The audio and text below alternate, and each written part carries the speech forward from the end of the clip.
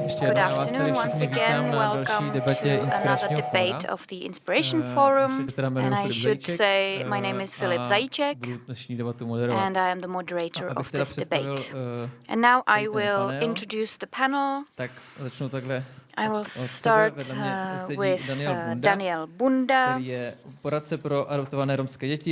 is a consultant for Roma children adopted by non-Roma parents, and he studied at Leaf Academy in Bratislava, and he works in NGO DGQ, where he deals with disinformation and education about cyberbullying and so on.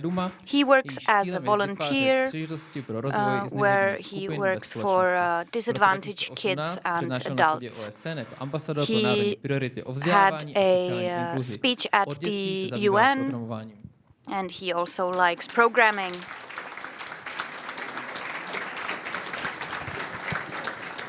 Budu pokračovat takhle dál. And then we Koldová, have Eliška Koldová, a law student, feminist and activist. She writes for web magazine Druhá směna, where she deals with feminist topics, post-colonialism and queer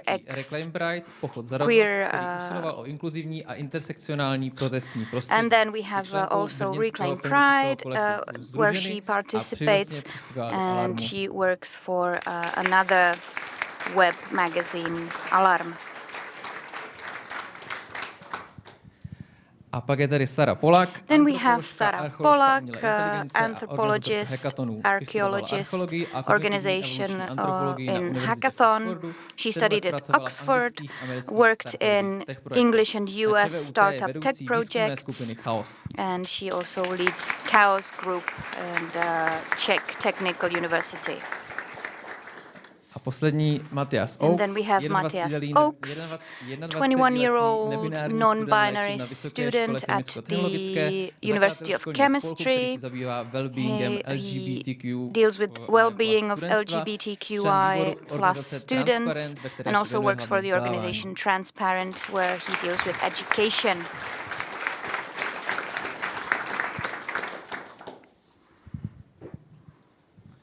Tak. Já mám první otázku, která je záměrně... My first question is a little bit more vague, and that's intentional. Nechám to tentokrát takhle v tomhle pořadí. And I will ask you separately, when did you last think about how free or unfree you are in your life? Určitě před touto diskusiou. I was thinking about it before this debate. Ta otázka znie podľa mňa... To v mojej hlave znie dosť často. Is in my head quite often. A znie vtedy, keď especially when nájsť byt a počujem, čo všetko potrebujem.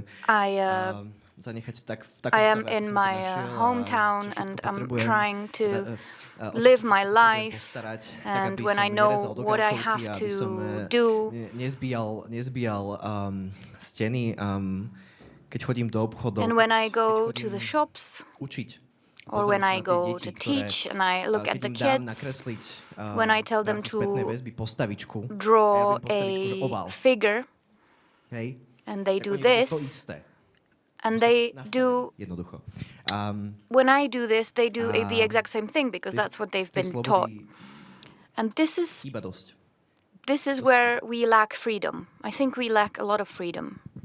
Já děkuju za první odpověď a zároveň se musím rovnou omluvit. Já jsem dělal I'm very sorry, this is a terrible faux pas. I'm so embarrassed. I forgot one more panelist. Takže já se teda so I am very sorry. And this is Dominika Lasota, Polish climatic and anti-war activist, member of Fridays for Future.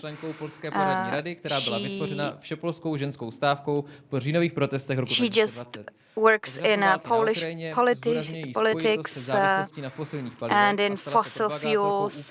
She wants to, and on complete embargo on Russian fossil fuels. Lives Over Fossils is a campaign that she is coordinating with other activists, and it was mentioned in the New York Times, CNN, The Guardian, and so on. And this maybe means I would like to also ask you the first question I had. When did you last think about freedom, unfreedom, and what it means in your life? Well, hi everyone, and that's completely fine, and I fully understand. It's a Saturday morning, so it's all good. And I'm really regret that I cannot be with you in person today. But for the past 2 weeks, we have been organizing a mobilization in Poland in response to the energy crisis and the complete political chaos that we've been pushed into. And so there was just no way I can travel to Czech right after the strike that we've had just yesterday night. But when I think about freedom, I got to say that, coming from Poland, in a country that has seen one of the most revolutionary movements of the solidarity movement that abolished the communist regime and that kind of, pushed the wave of the struggle for freedom across the Eastern Europe. I've been growing up with that story in the back of my head, especially since my dad, as a student, as a 20-year-old, which I am, he used to join those protests and was also organizing. And so to me, I've always grown up with the sense of freedom is nothing given to you, but rather something that you always have to secure and fight for. And I think this year especially has taught me that despite all of the promises that we have been made within the European community, that some horrors of the war will never repeat, that our community is a community of peace and of democracy and of freedom, we realize that this community has been developing at the cost of lives of Ukrainians and at the cost of all the victims of the Russian aggressor. This year, we have been fighting together with my Ukrainian friends, but also with friends from across Eastern Europe for the full embargo on Russian fossil fuels. Because to us, this is exactly the fight that we are in now. We realize that Europe has gotten addicted to a dictator and to his fossil fuels and is right now co-sponsoring the aggression that is disrupting our whole European community, and most importantly, that is disrupting Ukrainian people's lives. And so to me, when I think of freedom, I think that we do not have it, or at least some of us have it, but it comes at the cost of other people's lives, especially at the cost of all of the effects of the fossil fuel industry. And I think, for the most of this year, I've been, in touch with my Ukrainian friends, and we've been fighting for the embargo. But now we realize that, none of us is fully free as long as our economies and societies are based on the fossil fuel industry. The energy crisis right now shows it very clearly. And in Czech Republic, as in Poland, right now people are facing tremendously terrifying winter. Many people will fall into energy poverty or poverty due to the inflation, which again is due to the high prices of the fossil fuels. And so I feel like when I think of freedom, I think of the new struggle that we're in.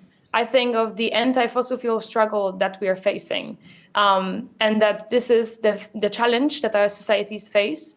The war, the energy crisis, the cost of living crisis, the climate crisis that is looping on the background. And I feel like we do not have our freedom secured. And that, it's a challenging time that we're living in. But I think we have to finally, realize, at least I realized this year, that freedom is not any empty value or a phrase that is sometimes heard from yet another politician's mouths. That really it is about reality in a system that right now doesn't offer us freedom. It offers us destruction, war, and crises, and that we have to really fight hard to exit it. Eliško, já trošku navážu na to, co říkala Dominika. Thank you, Dominika. I will now ask Eliška, and this is probably linked. Was the war in Ukraine an educational moment for you? Because this is fight for the existence of the Ukrainian people, of the basic freedom to exist. Yes. For me, freedom is about the balance balance between individual and collective freedom, individual and collective solidarity with Ukrainian people, not only in Ukraine, but also here in the Czech Republic. And obviously the terrorist attack in Bratislava that happened 2 weeks ago is also a part of this. It's about collective freedom and collective responsibility that we have for this attack. I will also touch upon the attack in my next question, but now I will maybe continue. Did you want to add anything? Okay. So the first question. When did you think about freedom and unfreedom in your life? And also when you see the war and the fight for freedom just a little, just very close to our borders. Thank you for being here. I will like to say something about the war because we were working on the prevention of hacking attacks, hackers attacks that is not really dealt with on a bigger scale and on political level. I think about freedom very often because it's a central topic for our research group.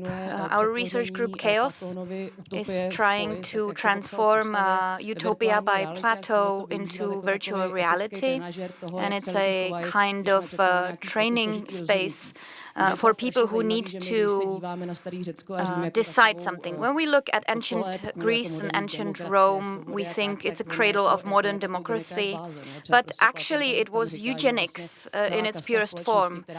Plato said there was a caste of society who doesn't deserve freedom because they are not capable of being free. So it was a self-fulfilling prophecy for Plato because he thinks that philosophers are the elite and they are the ones who should create the objective truth and then give this to the masses. And if the masses rebels, that's illegal. And I'm really afraid of that because there is no individual freedom in that. And as you said, trying to find the space between collective responsibility and the concept of free speech, so that people are free to express themselves, it is very hard to find this balance. And I'm really often thinking about this because I want to research it and I don't know how yet. Matthias? Hi, everyone. As a non-binary person in the Czech Republic, I think about freedom and what freedom means very often. Because trans and non-binary folks, maybe you don't know this, but the situation we are in now is not really great. We are at a disadvantage. If we want to legally just change if we want to change what we have in our identity cards, we need to be sterilized. That means castrations. We also cannot have the name that we want to have because our state has a division. These are boys' names and these are girls' names, and that's prescribed. And it's just, you cannot choose a name of another gender. And I think this is unjust. That's why I decided to join Transparent, the organization, and to have my own group at the University of Chemistry. And people were asking me, why do you need that? There are so many queer people at the university. If you throw a little stone, you will probably hit 3 queer people. Why do you need a queer group at this school? That might be true if you look at the student body. They are very queer-friendly. You will find a lot of people who will be supportive, who are a part of the LGBTQI+ community. But the teachers and the leadership of the university, that's not the case for them. Maybe you heard about the thing that happened recently at the chemistry university There was a trans student who wasn't given a diploma in her new name and her new identification number. They just left her old name in it. And when I asked them to comment on that, and they said, they cannot change it. Even though at other universities this can be changed very easily. And they told me, no, but it is illegal to do that. But they didn't have any basis for this claim. So a couple of months ago, I decided we need to create a space where these people can feel safe, where they can express their opinion without being immediately criticized, where they can be themselves, and where they will feel good. And they will know that there are other people like them who just want to feel good in their own skin and be accepted. Já vlastně, my jsme už to trochu zmínili. Well, we have already touched upon this, but I will get back to it because I think it is an appropriate topic we should talk about. Recently, there was an attack, a terrorist attack in Slovakia, and 2 young people were killed, Juraj Vankulovič and Matúš Horvát. And I wanted to ask you, Dan, what did you make to think about? Were you forced to think about something based on this attack? Well, I would like to thank Matthias for talking about a safe space for people. For me, the safe space in Bratislava was represented by Tepláreň, the place where the attack took place. And it is very difficult for me to speak about this because 30 minutes before the attack, I should have been there. I should have met Matúš, who was killed. And the only thing that separated me from the events was that my colleague Magda, she came and she told me, come and have a look at my documentary. So I went to have a look at her documentary, and I thought I would come back later to Tepláreň. To, čo sa stalo v teplárni, what happened there vo mne určite zobudilo existenčný strach. Definitely made me to fear. It is an existential fear. During the subsequent days when I had to work, tak som odrobil prípravu konferencie. I prepared a conference s účastníkmi, ktorí prišli z celého with participants coming from all the regions of Slovakia, and then I went home, and I went home by taxi because I was afraid. I was afraid of coming home on my own. And I was thinking about what happened. Dvaja skvelí ľudia. These 2 victims, they were amazing people. They were young people. Ktoré boli zavraždené, ale and they were killed. S akým motivom? But what was the motive? That is important. S akým motivom? We have to ask what was the motive of the attack.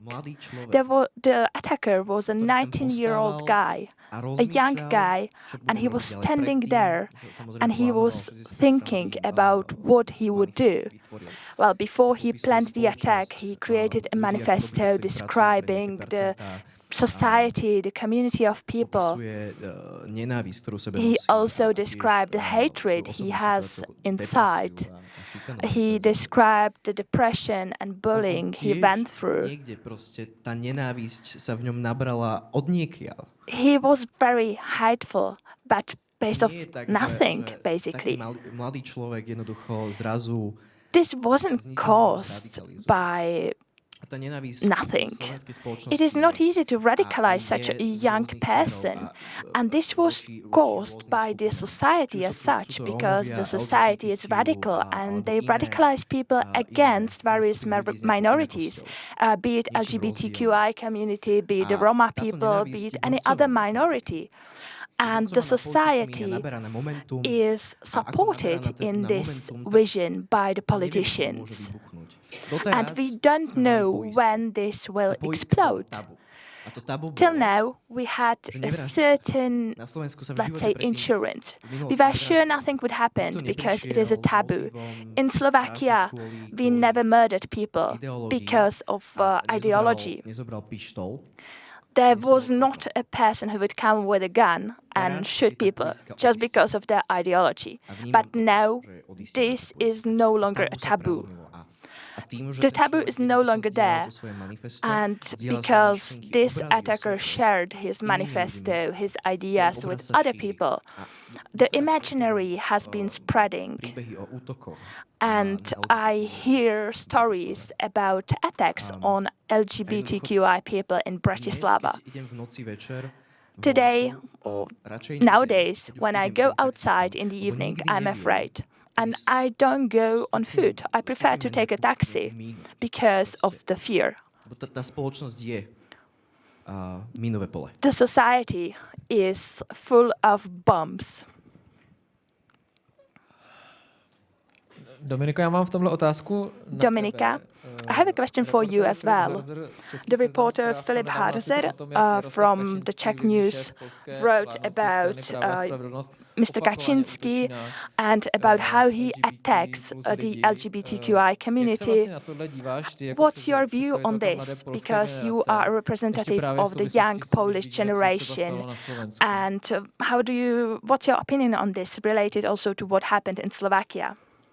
Yeah, I think the events of Slovakia really moved a lot of the people in Poland as well, and especially obviously in civil society, in the LGBT community. And I think as much as it surprised and moved many people, it didn't shock many people. And I think that was the harsh reality. Because in Poland, we got so used to these attacks happening, not in a, I guess not in such brutal and horrendous version of them, but to hear that a teenager, 16-year-old, would have killed himself, commit suicide because of being LGBT and going to school and experiencing harassment and bullying every single day. That is common knowledge, and that's terrifying. And that's even more terrifying because we came to a point where we are, it might be a dark joke, but this is something that we do among the different movements and activist circles in Poland, is that we discuss among each other who's going to be the group, the minority group that the government will choose during the election campaign, because this is what they do. Back in 2015, when the Syrian war was accelerating, the government chose the Syrian refugees most of all as the group that they would, target and create, big national enemies within Poland. Then in 2019 and in 2020, when we've had the parliamentary and the presidential elections, they chose the LGBT community.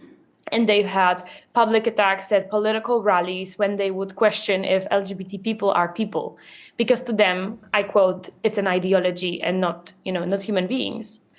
Right now, what we're seeing is that Mr. Kaczynski is considering choosing trans people as his next target.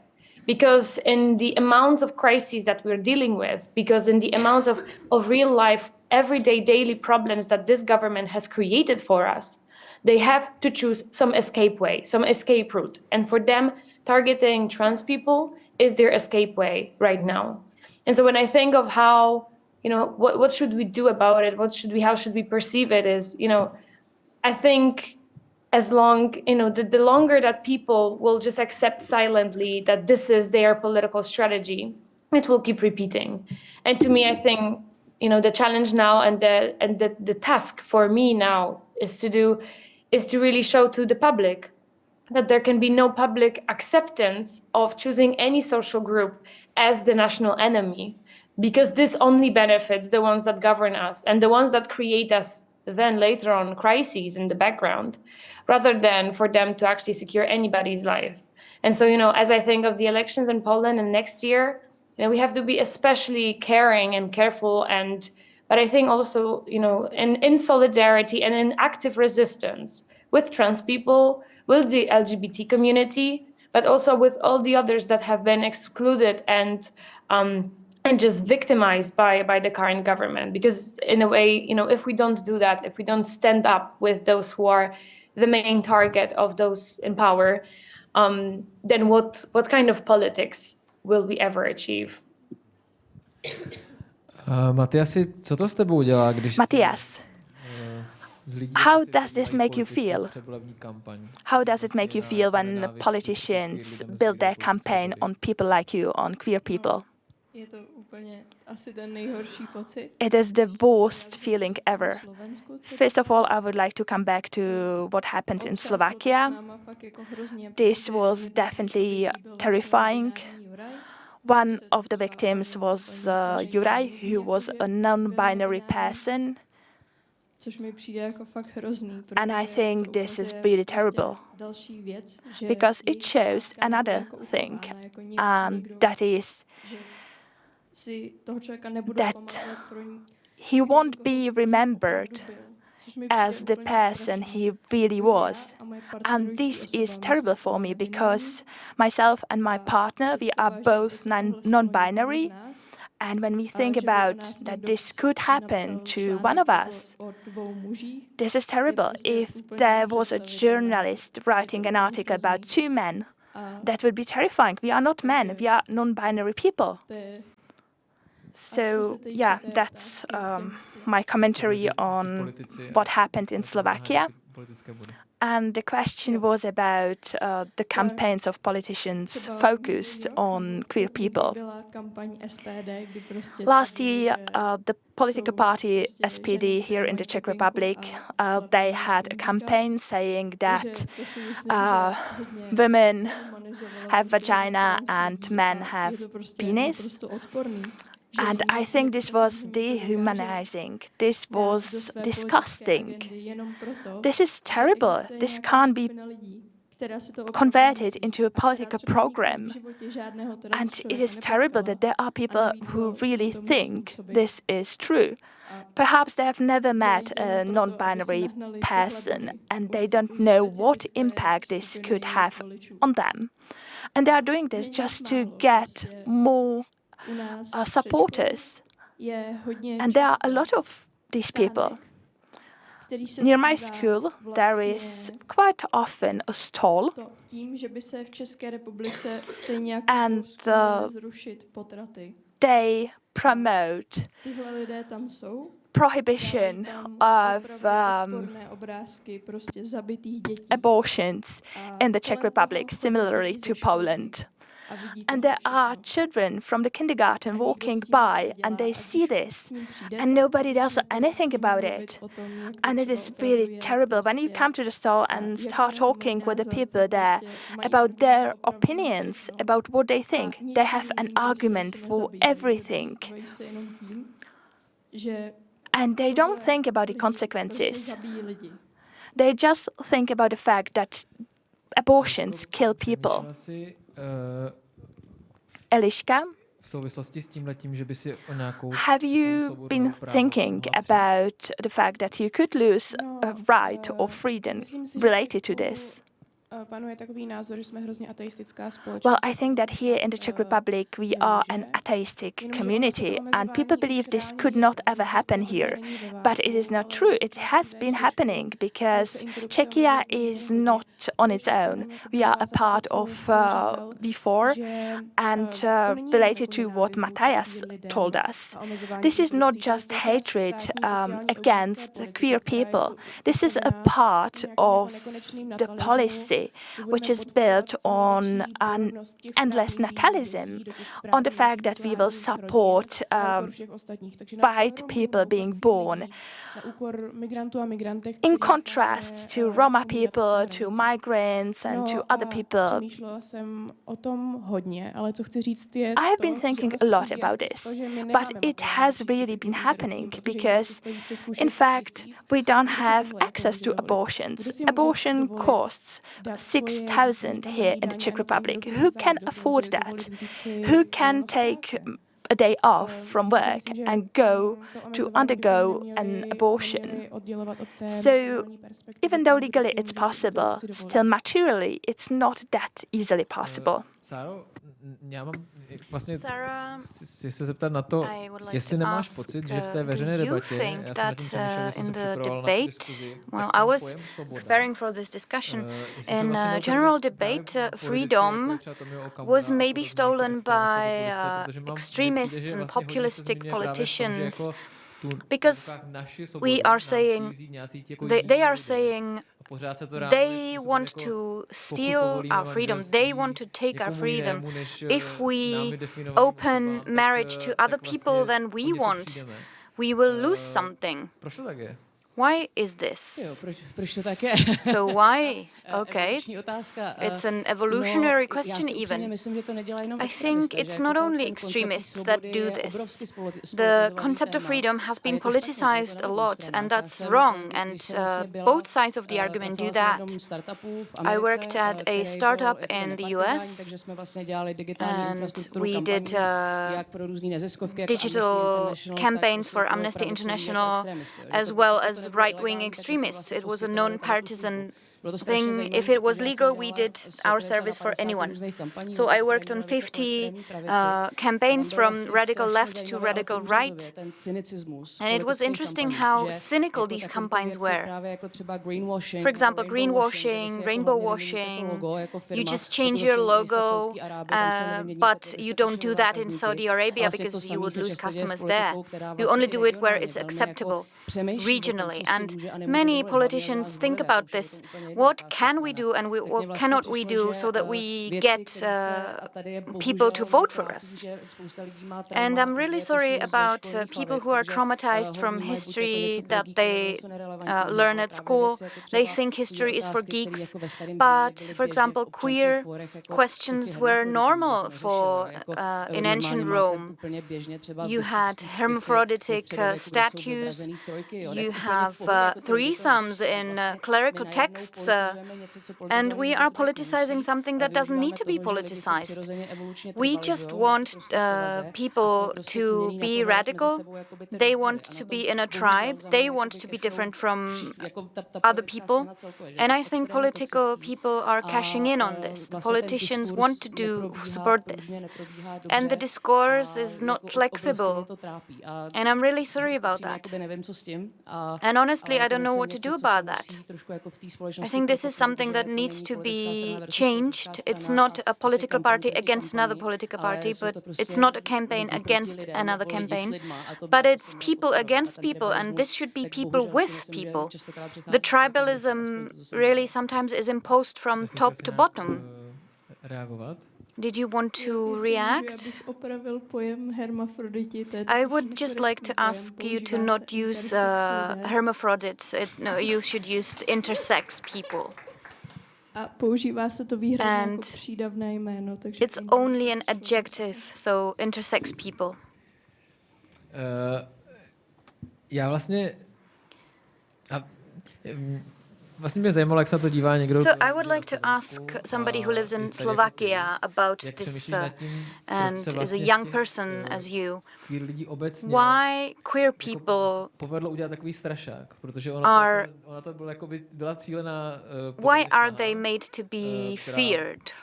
10 let. I think it's the past 10 years that politicians are trying to create fear of the LGBTQ community, and in Slovakia we now see where it leads. Do you ever think about why this happened? Ono to nie je...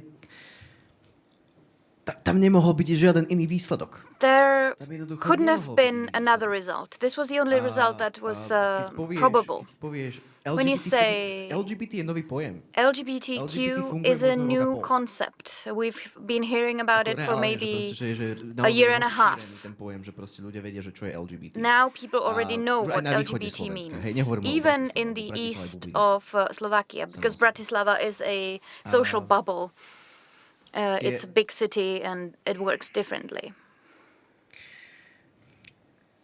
Či už sú to LGBT ľudia alebo Rómovia. But if it's LGBTQ people or Roma people, to politikov, ktorú teraz hrá politicians, hrajú mnohé strany v parlamente. Many parties in the parliament are playing this game, and it couldn't have ended differently. This was always going to happen. Every 1 in 2 posts online on social media was about how disgusted people are by gay people, by faggots, as they say.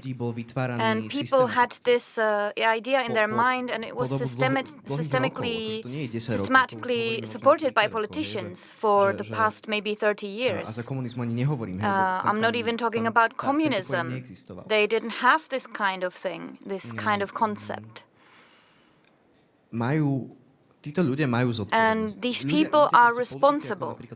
Politicians such as Boris Kollár or Ji.hlava and others who are hateful towards the LGBTQ community and other groups, they are directly responsible. If somebody asks me in discussion, or when they ask them, these politicians in discussions, if they feel responsible, they just say, responsible? No, I don't feel any responsibility. Why should I?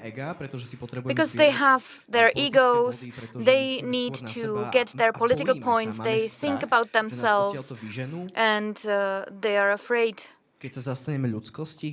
But are they afraid of being ostracized if they defend humanity and humans?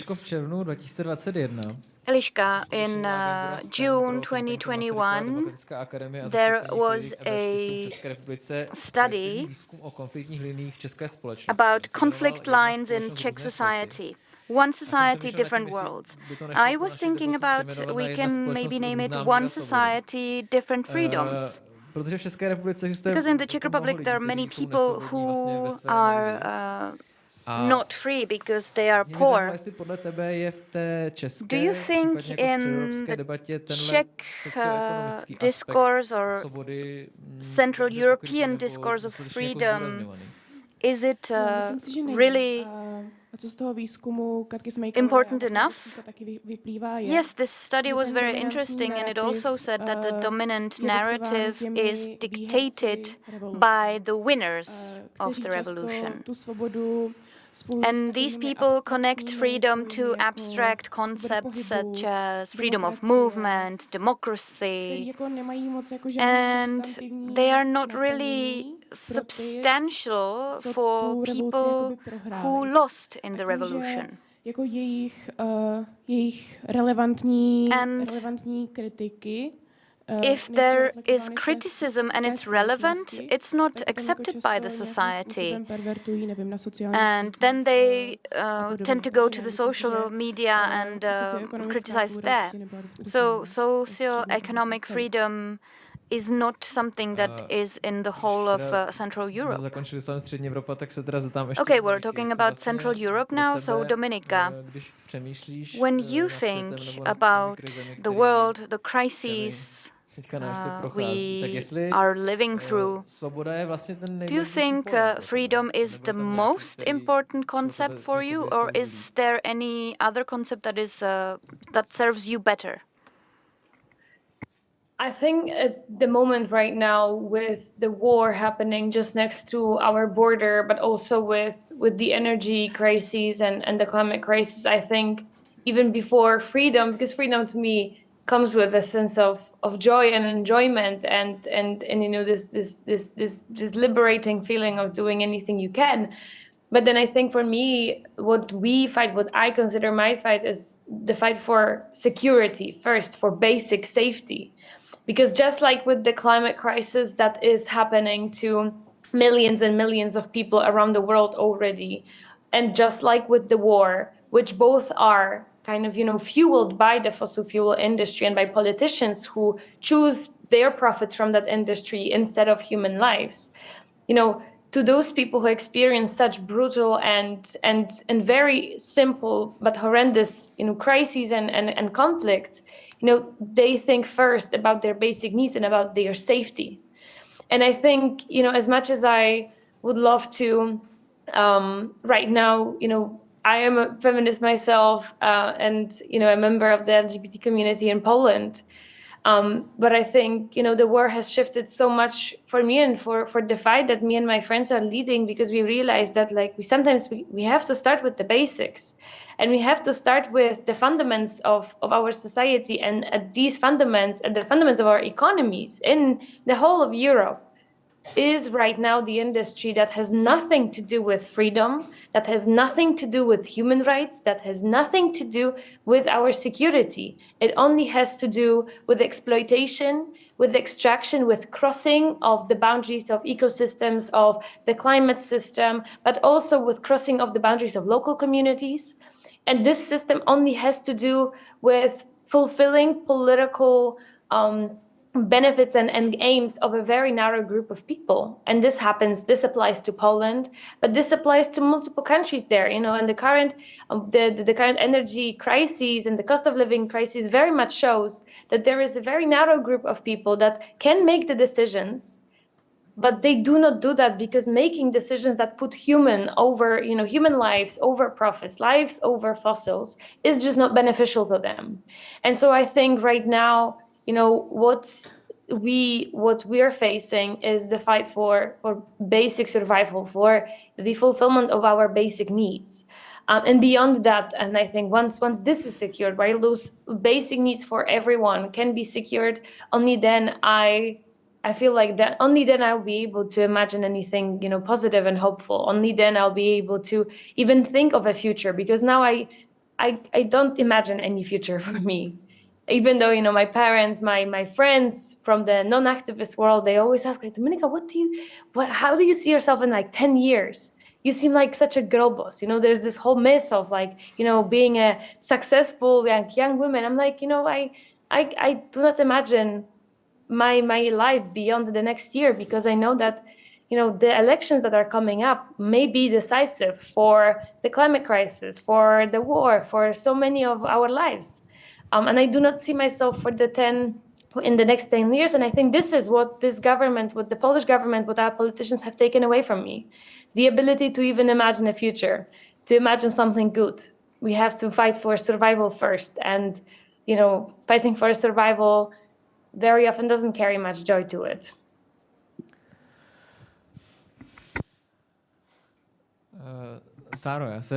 Sara. Možná trochu marně snažím najít vždycky něco pozitivního. I've been trying to search for something positive here, and it wasn't very successful. But I wanted to ask you, we have been talking here about who has an opportunity to lead this debate about what is freedom and what isn't freedom, who can have an influence over this debate. Do you think that technologies can play a positive role, or will their role be negative? Because there are social networks and there are algorithms and all this. What is their role? Do you think it is positive? Well, yes. Well, I'm not blind. I definitely see technologies in their complexity, and it doesn't matter whether we talk about pencil or wheel or digital technologies. When we talk about artificial intelligence, I am always wondering why people say that sometimes it is influencing you, but it really depends on what data you provide the artificial intelligence with. And that is why we have been trying to use artificial intelligence differently. For example, during the Second World War, there was the aim to decipher Enigma and so on. But many times, common people from street, they don't understand technologies. They don't trust them.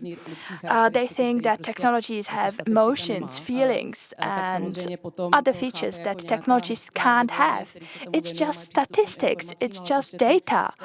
And this is something that people from this field know, but people from the street don't. Recently, I was in a taxi, I usually don't talk with the taxi driver because I lived in England before and I don't like to intrigue in conversation with them. But this taxi driver was talkative and he was trying to communicate with me, and he was asking what do I do for a job, and I told him I work on artificial intelligence, and he replied, that's terrible, they are stealing our jobs. And I was like, no, it isn't, because it is helping you. In fact, it helps you to navigate, it helps to calculate the best route for you, and so on. And I was thinking about how to put this, how to place this, and say it in a way that he would understand without being too elite-like. And I have also been thinking about how we communicate with various people from various groups and classes, because you are in a social bubble. When you go to school, they don't teach you that much, and people from the countryside, they don't understand what people in Prague, for example, think. So that is why they go to protest, they go to rally against the system, against the government, because they feel like they are disrespected, that they don't have the freedom, they don't have the rights they need. And this is scary for me. I think that we need to be aware of the fact that we have technologies, but at the same time, the ecosystem of startups is very different. When I started to go to America on business trips, well, I have an amazing mom. My mom is great. And she was at home with me when I was young till I reached the age of 13. She didn't go to work. She was at home with me. She cooked meals and she took care of her kids. And she loved it. That was amazing. But then my parents got separated and she had to go to work. And she hated it. She didn't want to work. She just wanted to be a stay-home mom. And I went to America, and the Me Too movement was just starting, and they were asking me, what does your mom do? And I said, well, she works. And they told me, wow, she's amazing. She's an amazing, strong woman. And I told them, this is not something that she likes. And they asked, what does she like? And I told them, well, she would love to be a stay-home mom. And they were really fascinated by this. So it really is about respecting everyone's choices, and these are extremes. But we should make this normal. This should be a standard. Be whatever gender you want to be, behave nicely to each other, respect each other, and at the same time, we shouldn't polarize the society. And this is something we should stop doing, but I don't know how to stop doing that. I'm sorry, it was a bit too long. Yeah, it was quite passionate, but it doesn't matter. Matthias, I wanted to ask you, do you have a tip on how to convince people who believe that giving more freedom to minorities, to people like you, would endanger their freedom and their rights? This is very difficult. It is a great question, though. Thank you for it. Thank you as well.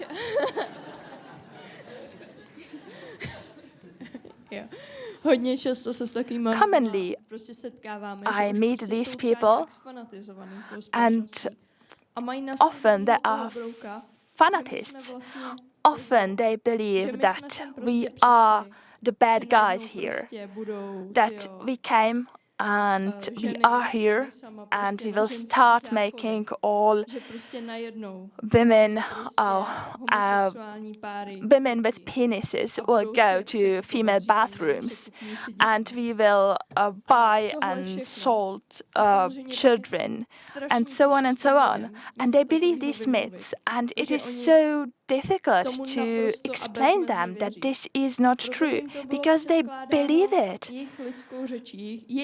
because they were given an explanation on these myths by the language they understand. On the other hand, our community is using the new speak, let's put it, the non-binary speak with the asterisks for non-binary genders and so on. And they don't understand this language. So it is really difficult to explain them our views, to explain them that gender is something you identify with and you want to live like everybody else. But what really works for us is to explain it on a situation they know. It is important to give them a personal story, because this involves feelings and emotions. And this is what you want to do. You want to humanize yourself and the other person as well. You want to be equal with them. You don't want to see them as stupid and to explain them something, but you want to treat them with respect. And that is really important, because people don't like to be seen stupid. If you make someone stupid, you would never ever convince them. So you shouldn't try to convince them in a way they wouldn't understand. It is important to explain it in a way they understand, and it is important that both parties feel comfortable in the conversation. You should also explain that this is not something that would destroy the world as we know it. If two women get married, this doesn't really disrupt the world order as we know it. The same goes for having an X for any gender in your identity card. This is how it works in Germany, and they're happy with it. This is not a big change. It is really important to give them personal stories, to tell them your experience, and to make them understand. If they hear, we are people as well, and all we want is to live well. All we want is to have a better future. This will work, because I think my generation doesn't have a better future. We are facing the climate change and all the crises that are here. And everything we want is just to have a view of a better future. We want to see that there will be a development on the positive side. The war will end, there will no longer be hunger, and there will be the light at the end of the tunnel. This would be our objective. This would be where we would be heading to. But for my generation, I think there is no light at the end of the tunnel. And I think that if we don't do something to convince more people that these changes are really needed, there will no longer be any light at the end of the tunnel. And it will be worse and worse. The mortality of LGBTQI plus people is really high. It's terrifying. LGBTQI people talk about identity on the internet. Only on the internet. They are in their social bubble, they are talking with people who are similar to them, but in their real lives they are not accepted. Their parents don't accept them, they don't accept the pronouns they use or their identity. And if you are in such a situation,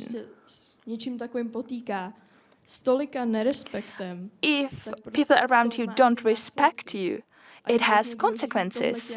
And it is important to show this to the radical people and to show them that there is nothing to be afraid of. Because we all fear, but we need to fight with it. We need to try to change it, to avoid fear.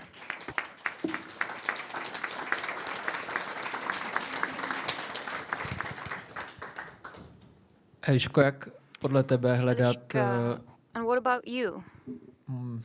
mosty, ale spíš jakoby způsob, I was going to ask how kterým to build debatovat the bridges, s but lidmi, maybe the kteří question mají is how to třeba debate radikálně with odlišný people názor who na have ať už different podmínky svobody nebo obecně na svět. opinions on A, freedoms and generally on the world. Příliš jako neslevit z těch svých postojů without a zároveň naproti jim. compromising your own Já myslím, že opinions. momentálně je to hodně tak, že utlačovaní I think a ti privilegovaní se tomu zhora smějou. the privileged people are laughing at those who are disadvantaged. Odvaha pojmenovávat And we don't have the courage to say that this is a structural thing.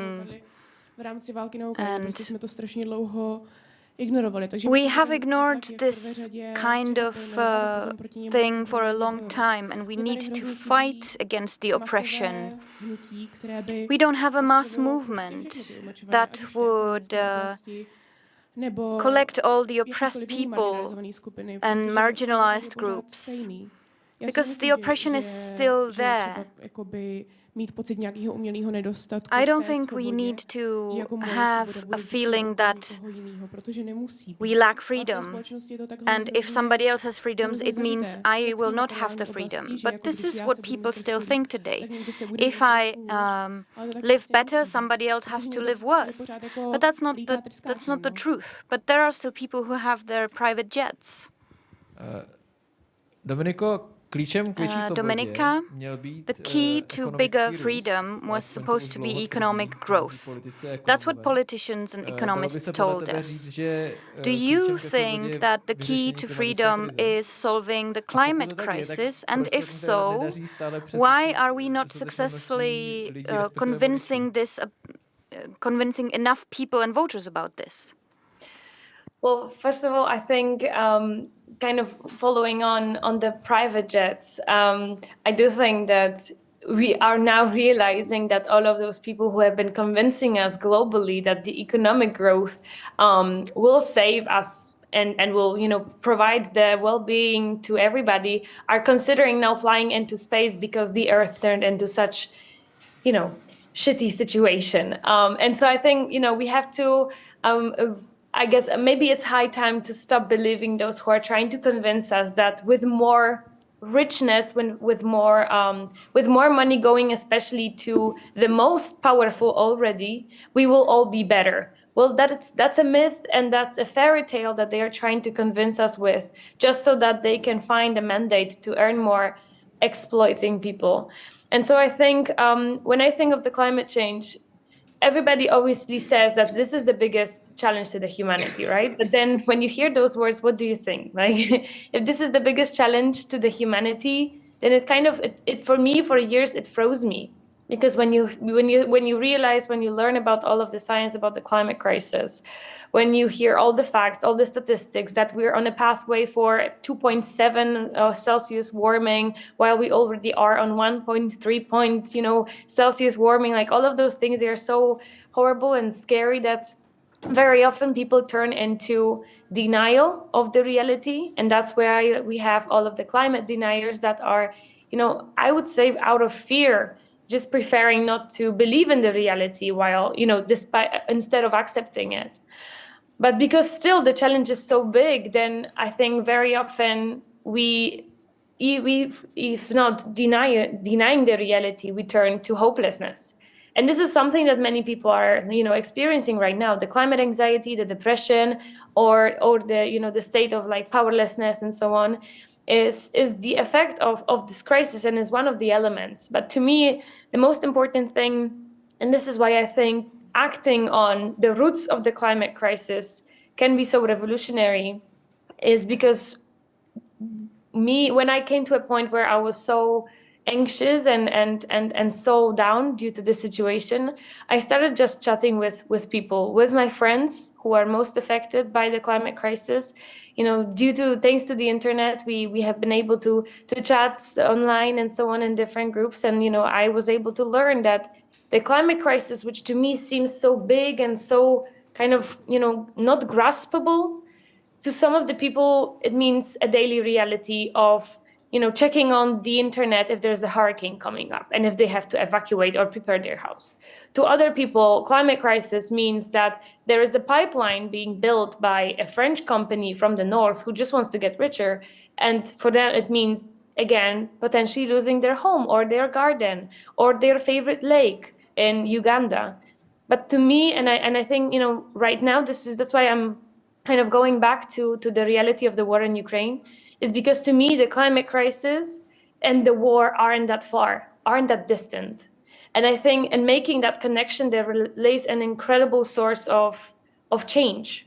Because once with my friends from Ukraine, we realized that due to the lack of climate action, due to the ignorance of politicians, the people in Ukraine are now facing a war that is fueled by fossil fuels. We realize that, we have to act on the sources of those challenges, and we have to make them very concrete.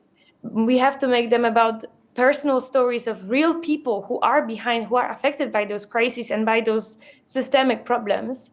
And we have to, in that connections, build alliances, build connections with other movements, with other struggles, and create a mass movement that can be very distributed and can be in so many different places and doesn't have to be, 10,000s of people on the street, but it can be, 10 people in different villages and towns, but feeling the sense of community. And that's why, the reason why I cannot be with you in person is because yesterday we had a strike in Warsaw, a crisis strike. And that was the first time ever that the people, that climate activists joined forces with farmers. In Poland, farmers are very often associated with being very nationalist, being, they aren't vegan, they don't speak in the feminine forms, they aren't LGBT allies, nothing of this. But very often they live in areas and they live in conditions that are also about such tremendous exclusion and such tremendous lack of privilege that they turn into some forms of violence. But this is because of, being affected by decades of just, political ignorance and omission. And so when we joined the strike and we did that strike yesterday in Warsaw, it wasn't 10,000 on the street. It was less than that. But the power of that connection, the power of that solidarity was so great and was scary to so many people that the ruling party even sent a provocateur to disrupt the demonstration. And the police didn't also allow our car to come with the whole sound system. So that can show you that, sometimes in those small alliances that try to tackle the big problems may, first of all, lay some incredible support that is so needed in this horrible times. But second, that there can lay so many solutions and connections and communities that I desperately need when thinking of all of this reality. Já mám ještě spoustu otázek. I have very many questions, but I don't want to be like those philosophers who think that the only relevant thing is what I think. So I would like to ask, are there any questions? I see that there are several. So we will start at the front. Can you please wait for the microphone?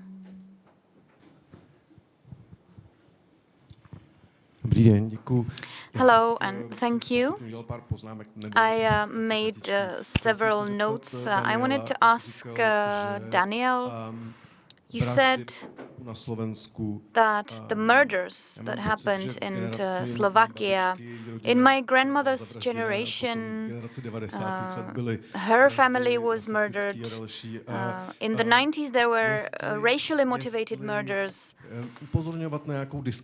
If we say that there is a discontinuity in the problem, if you say that this is different than it was before, so I would like to ask you about that. And then, Sara, when you talked about politicization of freedom and that it is a problem, can we depoliticize freedom? Isn't the problem more in the way it is politicized? And that's all for now. Ďakujem pekne za otázku. Thank you for your question. When we talk about if we talk about these murders as not connected to anything else, I don't really...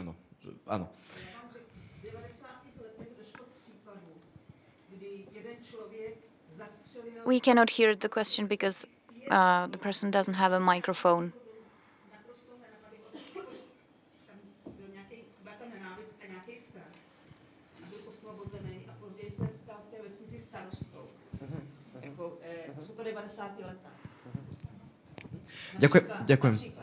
Ďakujem za kontext. Okay, thank you for providing context. Tuto môžeme povedať, že to bolo rasové motivované. We can say that that was racially motivated or ethnically motivated. But we can also say that the homophobic attack at Tepláreň in Bratislava was motivated by hate towards LGBTQI people. Vychádza ako keby tá odlišnosť tej situácie. For me, the difference is that this was planned. It was premeditated. It was a premeditated murder. Keby ten obsah, the content of the manifesto of the attacker was published with the intention of spreading the idea, of giving it to other people. Je to možné, to nebudem. And that's possible. I don't want to debate about if this is caused by talking more about this. These ideas are spreading regardless. It was on Twitter, on Instagram. And it is more dangerous in that way. Sara, I would also like to thank you for the question. It's a great question. Yes, the politicization is wrong. In Europe and the Euro-American space, we feel like we're at the top of the civilization and we're doing everything well and we're best at everything and we know what it means to be good and moral. And these are what I call freedom packages. So if I am a leftist, I have some values. If I am a rightist, I have another set of values. And if you're out of this box, the society doesn't know what to do about the person because it doesn't know how to value them. How many boxes do you tick on my list? And if you don't tick any, you don't know what to do with the person. And this moral police, let's say, really scares me because I'm 1/4 Polish, 1/4 Vietnamese, and I also lived in Vietnam as a young person. And what I think is objective morality here is not relevant over there. And I will just be very quick. This anthropological question is, how do we deal with post-colonialization? Because we exported values that we thought are key to places where they're not interested in those, and they have different values. And this is culturally specific, and if we think that we are hierarchically better and our view of freedom is better than anybody else's, is really scared, and that's what I'm researching. You can talk about this after the debate, but we need to take other questions as well. Hello, I wanted to ask Matthias. I'm sorry about using this word, but the phenomenon of gender-neutral upbringing for kids. What do you think about that? And I don't know if you have children, but this is really interesting for me. I've read about this a lot, and just the question of gender-neutral upbringing. I think it's a great thing, it's a modern thing, and I'm glad that it exists, but I do think there are also risks and pitfalls. Thank you for this question. I don't have kids. And gender-neutral upbringing, I think this is a great concept. I like it very much. I have a very young sister, 1 year old. And she has a gender-neutral upbringing, maybe by accident, because her parents switch between genders for her. Her name is Dominika, and they call her Domiš, which can be gender-neutral. We don't really see any effect yet. She's not complaining. She wears gender-neutral clothes most of the time. And I think that it gives the child the freedom of choice to choose who they want to be. Because you are born with a gender identity. And sometimes it takes you a little bit of time to realize what your gender identity is, but upbringing doesn't influence it. Maybe it just influences it that you suppress it within yourself, and if you're told your whole life you're this, you're that, you are then afraid to tell somebody that you feel and identify as something else. I was brought up as a girl by my mother, hetero, cis, normative family, but I'm not cis and I'm not hetero. So upbringing is important, but when it comes to expressing your gender identity and sexual identity, it doesn't really influence it that much. And I think it is good to let people feel free and not pushed into something they don't like, to have this freedom of choice from a very young age. I saw another question at the back. Do you have a mic? Yeah. Hello, good afternoon. I don't have a question for anyone specific, but I would like to ask whoever wants to answer. And I don't know how to formulate the question. I am a liberal democrat, and it's very difficult for me to define myself because I don't like the definitions.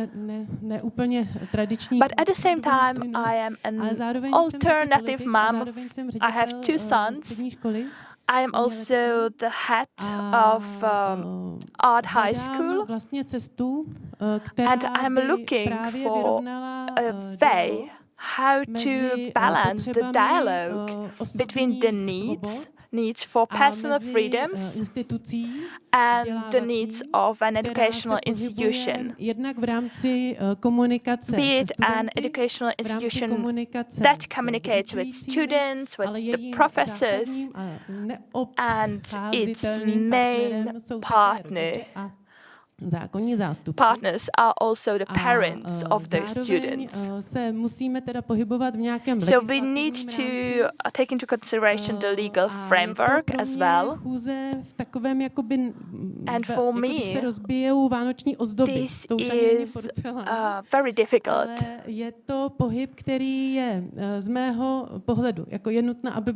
I am looking for the right balance to react to the needs of everybody involved, to provide trustworthy environment for the communication for every single party involved.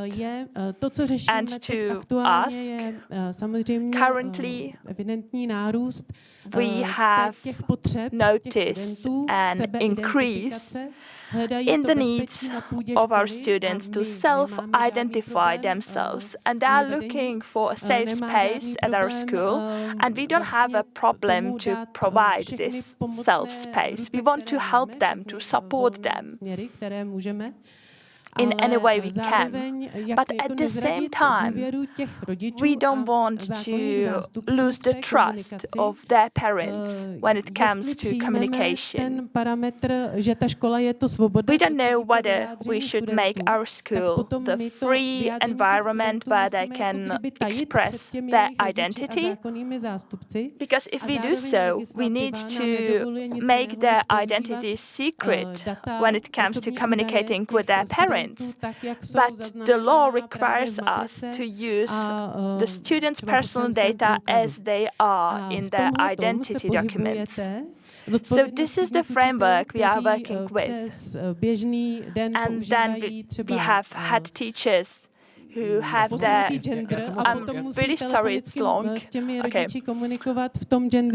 The head teachers, they need to communicate with parents using the gender that parents are used to, because they don't know that the kid uses a different gender when at school. So I would like to ask you what do you think about this? Okay, so let's see if anybody wants to answer. Thank you very much for the comment, but it is a very complex topic for a long debate. But I saw that Matthias wants to answer. We at the organization Transparent, we do lectures for students as well as for teachers. And I think that addressing students should be done in the way they prefer. Of course, you don't need to tell parents that their kid prefers different form of address when at school. They don't need to know that. But it is important to show respect towards the student and to let them pick, to be authentic regarding their own identity, because this is very important when it comes to life of a non-binary person. It is important to show them that they have a freedom of choice and that they can self-identify, because this is important. Sometimes sexuologists say something completely different than what you feel like.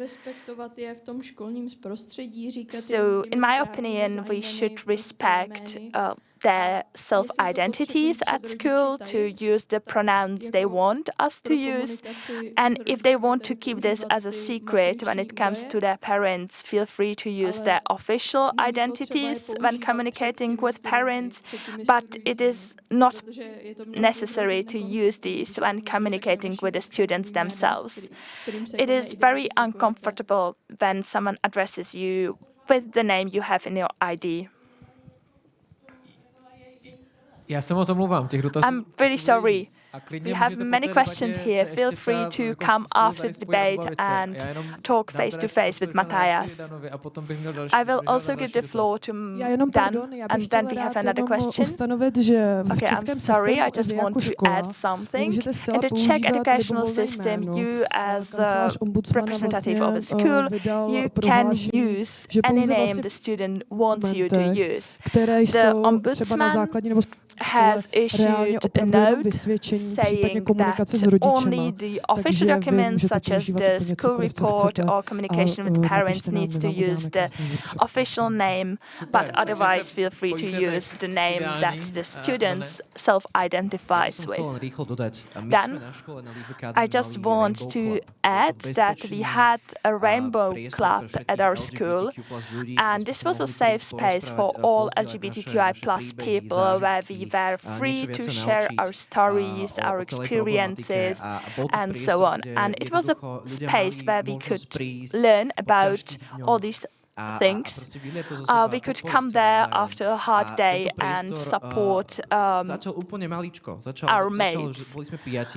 And we started as a really small group of 5, and at the end of my 4th year, there were 30 or 40 people in the club.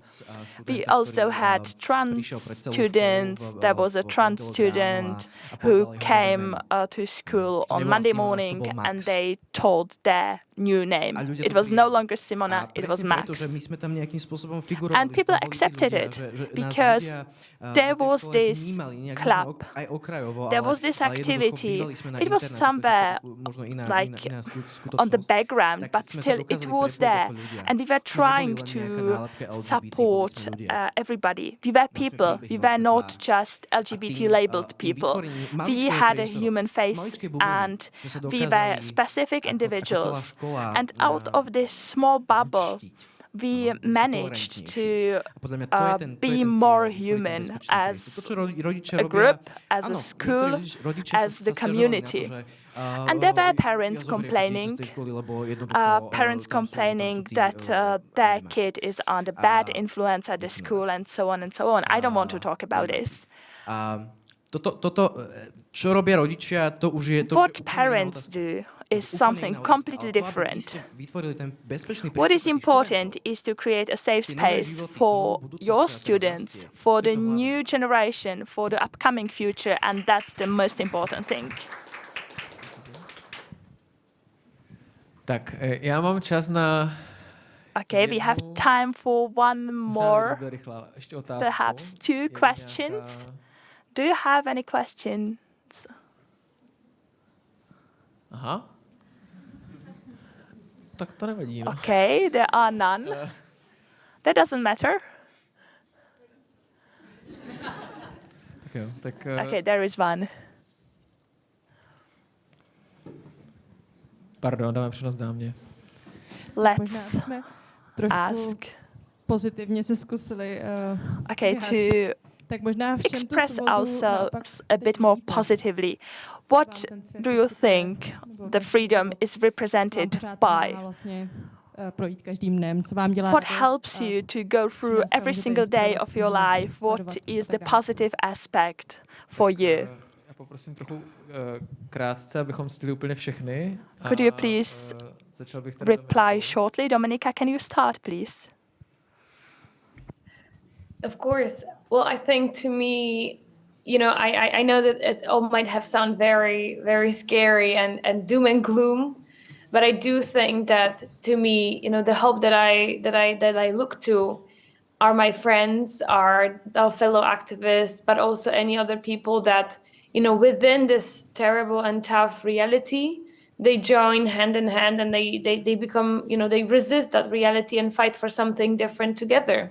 Because, we do not know if it's going to work out. We do not know if we manage to, cut off the financing of the Russian fossil fuels anytime soon. We do not know if all of the people have heat and electricity in their homes this winter. We do not know, how long will it take to install all of the wind turbines, solar panels on our rooftops, heat pumps, and insulate our homes to be safe. But I do think that, with each person that is joining that fight, this becomes much looser for me as well. And I feel like we're growing the capacities to create that alternative reality. And that brings me hope. And so, I'm visited by some of my friends from Ukraine because of the strike and from other places across Poland.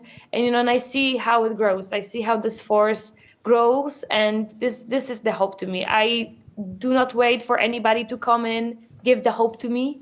I think this is up to us to really just fight back that space for where human rights are secured, where our security is secured, and where we can, have look into the future with a sense of peace, not with a sense of fear. Eliško. Eliška? It is very similar for me. I agree with Dominika. We have been trying to build an activist movement that is here for everybody. And we are trying to live the future we want to impose here for everyone. And when talking about the collective, about the community and so on, including Transparent, Pride and other institutions, we have three demands: the end of sterilization, marriage for everybody, and establishing genders in the law. So if you haven't signed the petition yet, feel free to sign it, please. Do you want to talk? Okay. Sloboda.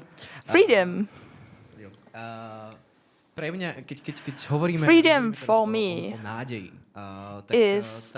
ja sa priznám, že v posledných mesiacoch is linked to hope. When we talk about hope, in recent months, this was up and down journey. But at this moment, this is a hopeful moment for me. This event, the fact that so many people are here and they are willing to fight for all these concepts, they are active within their communities. The fact that you came, this is hopeful. And this means freedom for me.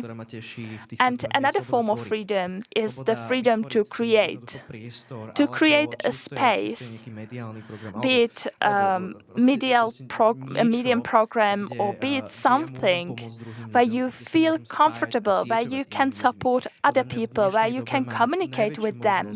This is amazing. And nowadays we have a huge freedom to interact with other people via social networks, via the internet and so on. And if we connect, the future will be even more hopeful. Matthias?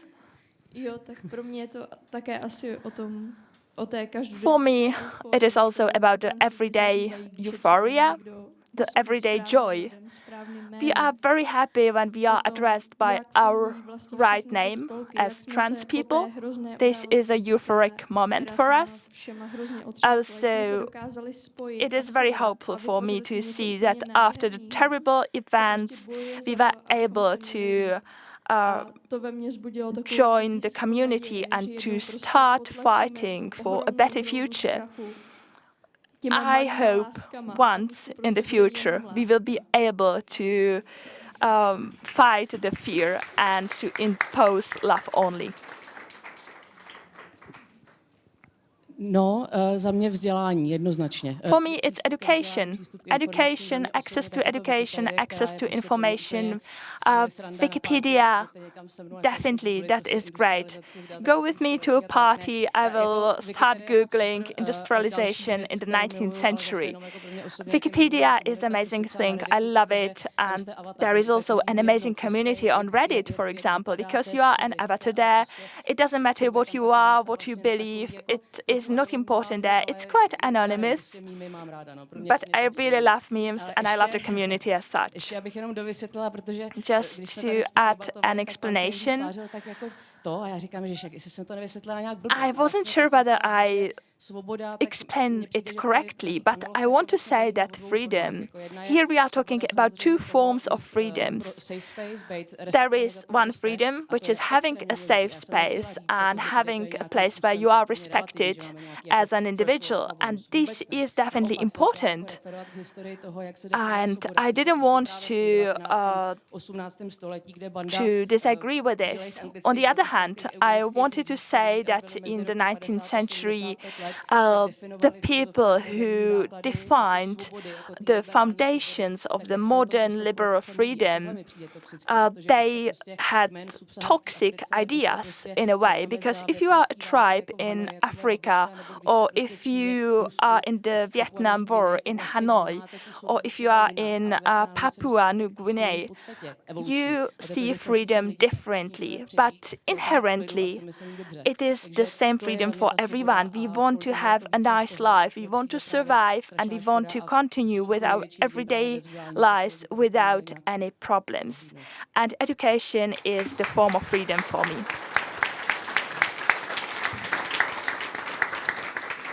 Tak bohužel náš čas se naplnil. Unfortunately, we have no time left.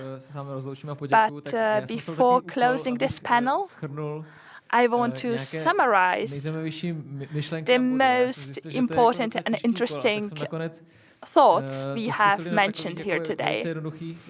So, even though this is very tricky and difficult, I want to try.